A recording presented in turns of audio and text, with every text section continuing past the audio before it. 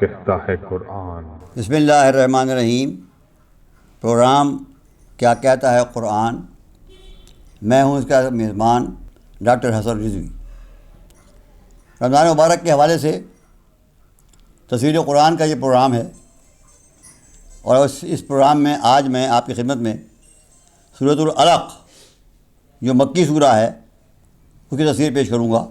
30ویں پارے کا 96 نمبر سورہ ہے سورۃ العلق، خون کے جمے ہوئے ٹکڑے کے ذکر سے شروع ہونے والا سورہ۔ علق کہتے ہیں خون کا جمع ہوا ٹکڑا، اور یہ اس سورہ کو سورہ اقرا بھی کہتے ہیں کیونکہ یہ اقرا سے شروع ہوتا ہے، پڑھو اس سے شروع ہوتا ہے۔ اس کے فضائل کے سلسلے میں روایت کی ہے جناب امام جعفر صادق علیہ السلام نے کہ حضور اکرم ختم مرتبت نے فرمایا، جس نے سورہ علق کو دن یا رات میں سمجھ کر پڑھا پھر اسی دن یا اسی رات مر گیا تو وہ شہید مرتا ہے۔ اس سورہ کو پڑھنے والے کو میرے ساتھ رہ کر جہاد کرنے والوں کے برابر ثواب ملتا ہے۔ جو اس سورہ کو پڑھتا ہے اس کو وہی ثواب ملتا ہے جو حضور کے ساتھ رہا، اس نے حضور کے ساتھ جہاد کیا، اتنا ثواب جتنا اس کو ملے گا اتنا ثواب اس کو ملے گا جو اس سورہ کو سمجھ کر پڑھے گا۔ اور تفسیر مجموع البیان جامع رسول خدا اپنی مرتبت نے فرمایا، جو شخص سمندر کے سفر کے دوران اس سورہ کو پڑھے گا ڈوبنے سے بچ جائے گا۔ فرمایا اس سورہ کو خزانہ جہاں آپ کا مال دولت زیورات رکھے ہیں اس کے دروازے پر اگر آپ پڑھ دیں تو وہ خزانہ ہر آفت سے چوری سے محفوظ ہو جائے گا۔ تفسیر برہان، تفسیر نمونہ، تفسیر انوار النجف۔ تفسیر بیان کرتا ہوں میں سورۃ العلق مکیہ، خون کے جمے ہوئے ٹکڑے سے ذکر والا سورہ۔ بسم اللہ الرحمن الرحیم۔ شروع کرتا ہوں اللہ کے نام کی مدد مانگتے ہوئے جو سب کو فیض اور فائدے پہنچانے والا، بےحد مسلسل رحم کرنے والا ہے۔ اقرا بسم ربک الذی خلق۔ اے نبی، آپ اپنے پالنے والے مالک کے نام کے سہارے سے پڑھیے اللہ کے نام کے سہارے سے، جس نے سب کچھ پیدا کیا۔ الذی خلق، جس نے سب کچھ پیدا کیا۔ خلق الانسان من علق، جس نے جمے ہوئے خون کے ایک ٹکڑے سے انسان کو پیدا کیا۔ اقرا، پڑھیے، وربک الاکرم، کہ آپ کا پالنے والا مالک بڑے فضل و کرم کا مالک ہے، بڑے فضل و کرم والا ہے۔ الذی علم بالقلم، وہ اللہ جس نے قلم کے ذریعے سے علم سکھایا۔ قلم کی اہمیت، قلم کے ذریعے سے یہ علم جو ہمیں ملا ہے قلم کے ذریعے سے ملا ہے۔ علم الانسان ما لم یعلم، انسان کو وہ علم دیا جسے وہ بالکل جانتا ہی نہیں تھا، وہ علم انسان کو اللہ نے دیا۔ تو اس میں پہلی بات تو یہ ہے، بہت بڑی بات یہ ہے کہ یہ پہلا سورہ ہے جو اترا ہے غار حرا میں، اور پہلا لفظ جو آیا ہے پہلے سورے کے اندر وہ آیا اقرا، پڑھے۔ کتنی عجیب بات ہے۔ اگر یہ قرآن حضور کا لکھا ہوا ہوتا تو ہر مصنف جو ہوتا ہے جو دیکھتا ہے اس کو بیان کرتا ہے۔ حضور نے کیا دیکھا تھا محرم میں؟ اونٹ دیکھے تھے، تلواریں دیکھی تھیں، خنجر دیکھے تھے، تیر دیکھے تھے، نیزے دیکھے تھے، اونٹ دیکھے تھے، یہ دیکھے تھے۔ تو ان باتوں سے شروع ہونا چاہیے تھا قرآن اگر حضور کا کلام ہوتا تو۔ عرب میں تو رواج نہیں تھا پڑھنے کا۔ عربوں کا تو آج بھی یہ محاورہ عربوں میں موجود ہے کہ وہ عرب کہا کرتے تھے کہ ہم وہ عرب ہیں کہ جو کاغذ کے سفید منہ کو کالا نہیں کرتے، لکھتے نہیں، ہم لکھنے کو وہ اپنی ذلت سمجھتے تھے، علم حاصل کرنے کو ذلت سمجھتے تھے، نہ پڑھنے کو عزت سمجھتے تھے۔ ایسے ہی ایسے ماحول میں جو کتاب اترے اس کا پہلا لفظ کیا آنا چاہیے تھا؟ تلوار، خنجر، اونٹ، پہاڑ، ریت نہیں، کیا لفظ آیا؟ اقرا، پڑھ۔ کتنی عجیب بات ہے۔ یہ ثبوت اس بات کا ہے کہ یہ حضور کا کلام نہیں ہے، یہ کوئی اور کسی ذات کا کلام ہے۔ دوسری بات ثابت ہوئی، سب سے بڑی چیز جو ہے وہ پڑھنا ہے۔ پڑھنے سے ترقی ہوتی ہے۔ ساری قومیں جو آج ترقی کر رہی ہیں پڑھنے سے ترقی کرتی ہیں۔ انہوں نے پڑھا، سمجھا، غور کیا، فکر کی، ریسرچ کی، تحقیق کی تو آگے بڑھ گئی۔ آج ہوائی جہاز بن رہے ہیں، آج ہم چاند پر جا رہے ہیں، ہم مریخ پہ جا رہے ہیں۔ کیوں جا رہے ہیں؟ یہ پڑھنے کی وجہ سے جا رہے ہیں۔ یہ سارے ترقی کے راز پڑھنا ہے، علم حاصل کرنا ہے۔ سر سید نے اسی بات سے علی گڑھ میں یونیورسٹی قائم کی تھی کہ مسلمان ترقی کریں گے تو پڑھ کے ترقی کریں گے. وہ یہی اقرا کی تفسیر ہے. وہ بھی آج بھی آپ دیکھیے جو قوم بھی ترقی کرتی ہے وہ اقرا کی وجہ سے ترقی کرتی ہے کہ پڑھو، اقرا پڑھو، اپنے رب کا نام لے کر، اپنے رب کے نام کا سہارا لے کر پڑھو. اور وہ رب کون ہے؟ خلق الانسان من علق، جس نے انسان جیسی مخلوق کو پیدا کیا ہے. اور کیسے پیدا کیا ہے؟ خون کے ٹکڑے سے. پہلے نطفہ ہوتا ہے، جب رحم مادر میں آتا ہے تو خون کا ٹکڑا ہوتا ہے. خون کا ٹکڑا کیا چیز ہے؟ اس سے انسان جیسی مخلوق پیدا کرے. کمال دیکھیے آپ، کتنا بڑا معجزہ ہے، ہم غور نہیں کرتے. نطفہ ایک قطرہ، گندا قطرہ، اس سے اتنا بڑا انسان، اتنا باصلاحیت انسان پیدا کر دیا. کتنا بڑا کمال کی بات ہے. اور وہ پھر دوبارہ کہا اقرا، پھر کہا پڑھو. دیکھیے بار بار اقرا پڑھو. وہ انسان الذی علم بالقلم، جس نے قلم کے ذریعے علم سکھایا. اس اللہ نے، دیکھیے کوئی مخلوق قلم استعمال نہیں کرتی. اتنا بڑا شیر ہے، اتنا بڑا ہاتھی ہے، قلم نہیں استعمال کرتا. قلم صرف انسان استعمال کرتا ہے. یہ جو ہمارا علم محفوظ ہو جاتا ہے یہ قلم سے محفوظ ہوتا ہے. پچھلے لوگوں نے جو علم حاصل کیا ہم تک کیسے پہنچا؟ یہ میں نے تفسیر لکھی ہے 30 جلدوں میں، خلاصہ التفاسیر، تمام اہم تفسیروں کا خلاصہ. اگر وہ مفسرین لکھتے نہیں تو میں کیسے پڑھتا، پھر کیسے لکھتا؟ یہ ہم جتنے ڈاکٹر وغیرہ جتنے بھی علوم حاصل کر رہے ہیں، پرانے لوگوں نے جو کچھ لکھا ہے اس کو پڑھتے ہیں، پھر آگے بڑھتے ہیں. تو علم محفوظ ہوتا ہے قلم کے ذریعے سے، علم باقی رہتا ہے قلم کے ذریعے سے. پچھلے لوگوں کا علم ہم تک پہنچتا ہے قلم کے ذریعے سے پہنچتا ہے. تو خدا نے فرمایا الذی علم بالقلم، جس نے علم کو قلم کے ذریعے سے علم سکھایا. قلم جو ہے تلوار سے زیادہ افضل ہے. تلوار قلم کے نیچے رہتی ہے. قلم کے فوائد: قلم سے علم محفوظ ہوتا ہے، قلم کے ذریعے سے علم کی اشاعت ہوتی ہے، ایک نسل کے بعد دوسری نسل کتابوں کے ذریعے سے علم سیکھتی ہے، ترقی کی راہیں کھلتی ہیں، ریسرچ آگے بڑھتی ہے. یہ قلم کے ہوتا ہے. اور جب انسان علم حاصل کرتا ہے تو وہ یہ جان لیتا ہے کہ سب سے بڑی ذات اللہ کی ہے، اور سب سے بڑا کمال یہ ہے کہ انسان اللہ کی اطاعت کرے. پھر فرمایا کلا ان الانسان لیطغی، ہرگز نہیں، انسان علم سے فائدہ نہیں حاصل کرتا، انسان سرکشی کرتا ہے، اللہ کے مقابلے پر ڈٹ جاتا ہے، اس کی مخالفت کرتا ہے، اس کے احکامات کی نافرمانی کرتا ہے.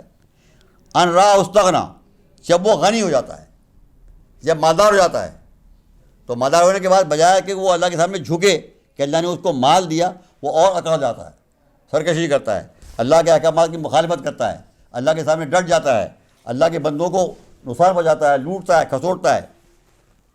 غنی ہو جانے کے بعد ان الی ربک الرجعی، حالانکہ اسے لازمی طور پر اپنے پالنے والے مالک کی طرف لوٹ کر جانا ہے. اتنا احمق نہیں سمجھتا. آج اگر میں تھوڑا پیسے میرے پاس آ گئے ہیں اور میں مالدار ہو گیا ہوں، اکڑ رہا ہوں، کل تو مجھے مر رہا ہے، کتنا ہی مالدار ہو جاؤں گا قبر میں، اکڑ رہا ہوں. اسے حالانکہ پتہ ہونا چاہیے کہ اس کو مر رہا ہے، اللہ کے پاس جانا ہے. ارأیت الذی ینہی، اب ایک مثال دی اللہ نے. کیا تم نے اس شخص کو دیکھا جو روکتا ٹوکتا اور منع کرتا ہے؟ عبدن اذا صلی، خدا کے ایک بندے کو جب وہ نماز پڑھتا ہے. جب حضور نماز پڑھتے تھے ابو جہل کو بہت تکلیف ہوتی تھی کہ کیوں اللہ کی بات کرتے ہیں، تو ابو جہل کی مثال دی ہے. ابو جہل کی مثال دی ہے. یہاں ابو جہل سے مراد فقط ابو جہل نہیں ہے، ہر وہ آدمی مراد ہے جو برائیوں کو پھیلاتا ہے، اچھائیوں سے روکتا ہے. تو کیا تو نے اس شخص کو دیکھا جو روکتا ٹوکتا ہے، منع کرتا ہے خدا کے ایک بندے کو جب وہ نماز پڑھتا ہے؟ تمہارا کیا خیال ہے اگر وہ نماز پڑھنے والا بندہ سیدھے صحیح راستے پر ہے اور لوگوں کو تقویٰ یعنی خدا سے ڈرنے، برائیوں سے بچنے کی ترغیب دیتا ہے، اگر وہ بندہ نیک راستے پر ہے یعنی حضور. ارأیت الذی ان کذب و تولی، تمہارا کیا خیال ہے یہ نماز سے روکنے والا ابو جہل جو حق کو جھٹلاتا ہے، اس سے اپنا منہ پھیرتا ہے، کیا دونوں قسم کے لوگ ایک جیسے ہو سکتے ہیں؟ کیا ابو جہل اور رسول جو نماز پڑھتا ہے، جو اللہ کی اطاعت کرتا ہے، جو اللہ کے سامنے سر جھکاتا ہے، جو اللہ کے ہر کہنے حکم کو مانتا ہے، وہ اس کے مقابلے میں ابو جہل جو روکتا ہے، اللہ کے راستے پہ چلنے سے روکتا ہے، یہ برابر ہو سکتے ہیں؟ الم یعلم بان اللہ یرا، کیا وہ نماز سے روکنے والا یہ نہیں جانتا کہ اللہ دیکھ رہا ہے؟ آپ جو کچھ کر رہے ہیں اللہ اسے دیکھ رہا ہے. آپ اللہ کی سرکشی فرما رہے ہیں، اللہ دیکھ رہا ہے اسے.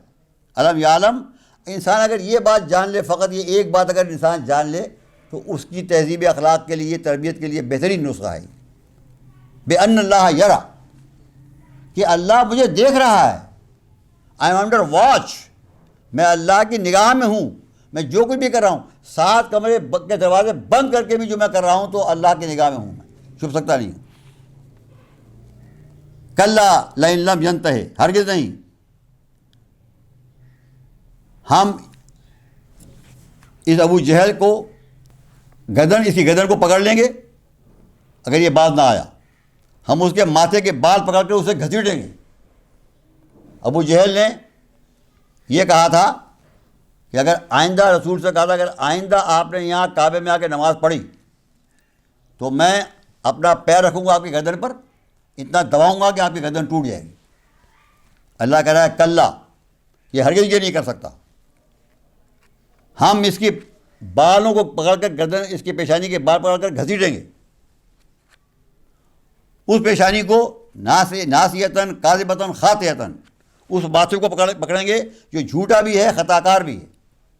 ابو جہل کے ماتھے کے لیے کہا جا رہا ہے کہ جھوٹا بھی ہے، خطا کار بھی ہے. جب ابو جہل نے یہ بات سنی، سردار تھا بڑا مکے کا، اس نے کہا کس کی مجال ہے جو میرے ماتھے کے بال پکڑے؟ میں اتنا بڑا سردار ہوں، اتنے میرے ماننے والے، اتنے میرے غلام نوکر، میری رعایا ہے، پورا مکہ میرے انڈر میں ہے، کون میرے بال پکڑ سکتا ہے؟ میں اپنے بلا لوں گا غلاموں کو. تو اللہ نے فرمایا فَلْيَدُ نَادِيَ، بلا لے اپنے ساتھیوں کو، بلا لے اپنے حامیوں کو. سرعد الزبانیہ، ہم سخت سزا دینے والے فرشتے اور دھکے دینے والے چوکیدار بلاتے ہیں.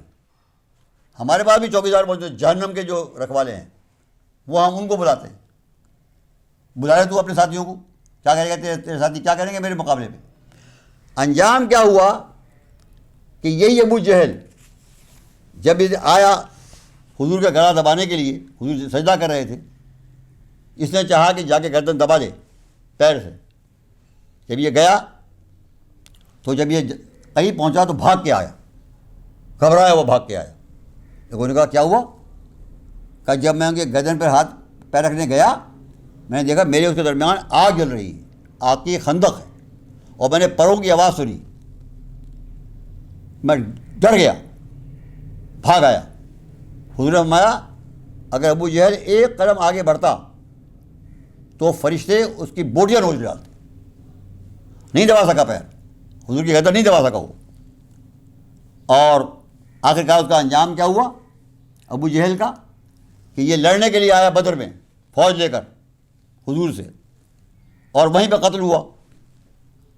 جب قتل ہو کے گرا تو آخری سانس لے رہا تھا، تو عبداللہ بن مسعود صحابی تھے رسول کے، یہ وہاں پہنچ گئے. انہوں نے دیکھا کہ یہ تڑپ رہا ہے تو وہ اس کے سینے پہ چڑھ گئے چھری تلوار لے کر گردن کاٹنے کے لیے. اس نے آنکھ کھولی، دیکھا تو کہنے لگا، آپ کا تکبر دیکھیے، کہنے لگا ابے چرواہے، تو اتنی اونچی جگہ چڑھ گیا میرے سینے پر. تو عبداللہ بن مسعود نے کہا الاسلام و یعلا، اسلام بلند ہے، تو بلند نہیں ہے. اس کے بعد اس کمبخت نے کہا کہ اپنے دوست محمد سے کہہ دینا، مرنے سے پہلے 2 باتیں کہیں اس نے کہا اپنے دوست محمد سے کہہ دینا کہ جتنا وہ میری زندگی میں میں اس سے نفرت کرتا تھا زندگی میں، اتنا ہی میں اس برتے وقت بھی اس سے نفرت کر رہا ہوں. جتنی نفرت مجھے زندگی میں تھی ان سے، اب اس پر جب میں مر رہا ہوں تب بھی اتنی نفرت میرے سینے میں ہے ان کے پاس. یہ کہہ دینا اپنے دوست محمد سے، یہ بات کہی. جب یہ بات سنی ہے حضور نے، بعد میں عبداللہ مسعود نے بتایا حضور کو کہ اس نے یہ کہا تھا، تو آپ نے فرمایا میرے زمانے کا فرعون موسیٰ کے زمانے کے فرعون سے بدتر تھا. فرعون جو تھا موسیٰ کے زمانے کا، اسے تو ڈوبتے وقت کہا تھا کہ میں مانتا ہوں موسیٰ کے رب کو، میں تیار ہوں ماننے کے لیے. اور موسیٰ نے مانا نہیں، اور موسیٰ نے کہا پھر اشارہ کیا ڈوبنے کا. پھر نکلا، پھر اس نے کہا میں مانتا ہوں. پھر حضرت موسیٰ نے اشارہ کیا ڈوبو دو اس کو، یہاں تک ڈوب گیا.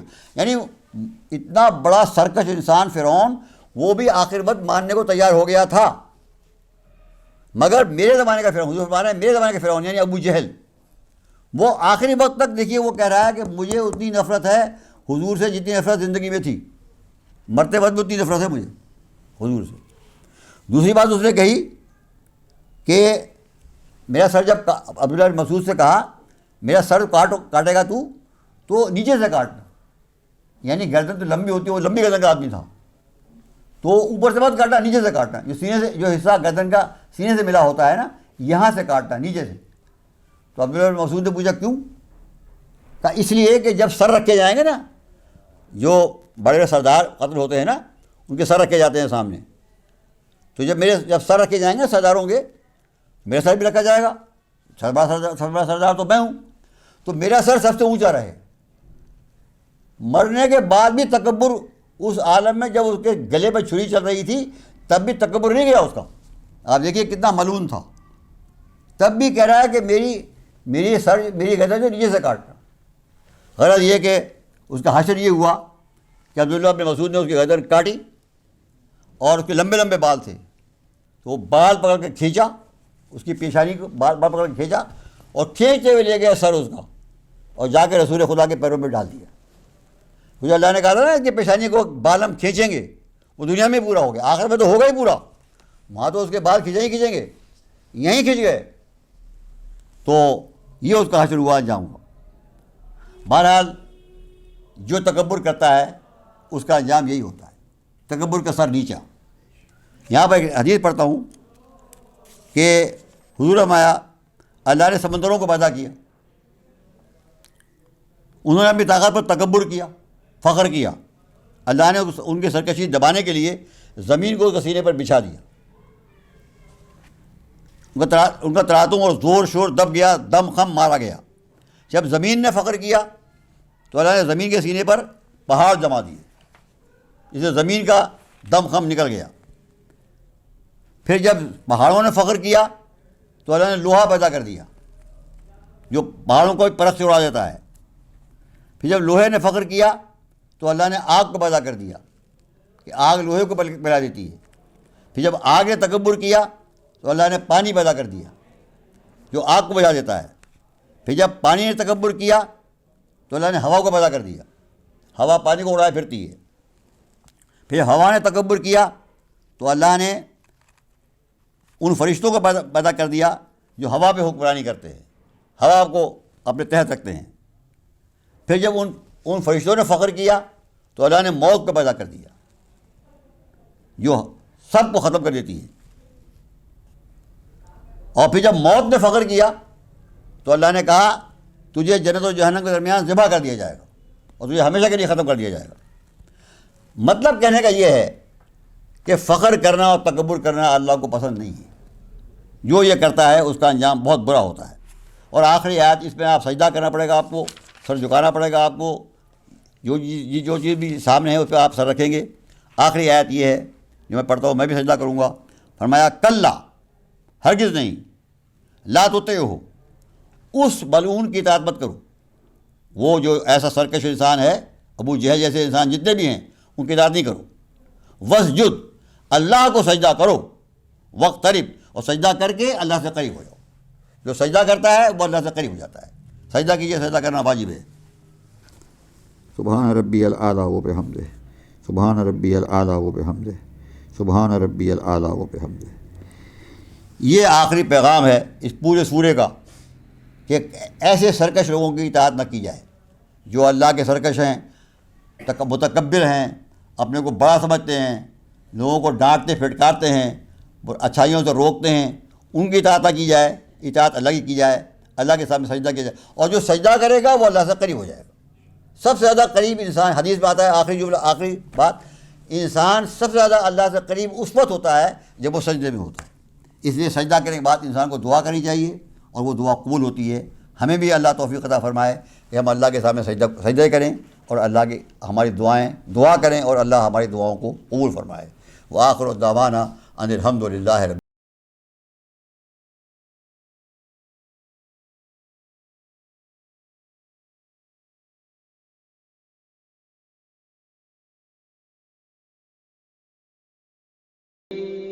ذلك الكتاب لا ريب فيه هدى